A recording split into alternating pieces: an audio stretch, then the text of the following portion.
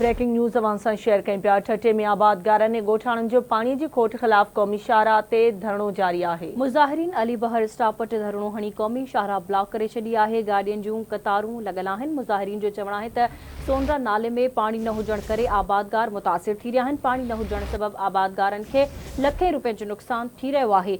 मुज़ाहिरीन जो चवणु आहे त सारियुनि जो ॿिज तयारु आहे। हथ वठी फ़सुल खे नुक़सानु ॾियारियो पियो वञे। सोनरा डिस्ट्रिक्ट खोलराए आबादगारनि खे नुक़सान खां बचायो वञे। ठटे में आबादगारनि ऐं ॻोठाणनि जो पाणीअ जी खोट ख़िलाफ़ क़ौमी शाहराह ते धरणो। मुज़ाहिरीन अली बहर स्टॉप वटि धरणो हणी क़ौमी शाहराह ब्लॉक करे छॾी आहे। गाॾियुनि जूं क़तारूं लॻी वयूं आहिनि।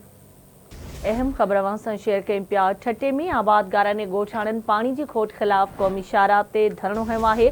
मुज़ाहिरीन अली बहर स्टॉप वटि धरणो हणी क़ौमी शाहराह ब्लॉक करे छॾियो। गाॾियुनि जूं क़तारूं लॻी वयूं आहिनि। मुज़ाहिरीन जो चवणु आहे त सोंडा नाले में पाणी न हुजण करे आबादगार मुतासिर थी रहिया आहिनि। तफ़सील मालूम कंदासीं आवाज़ जे रिपोर्टर रशीद जाकरो खां। जी रशीद, कहिड़ा तफ़सील आहिनि, अपडेट कजो।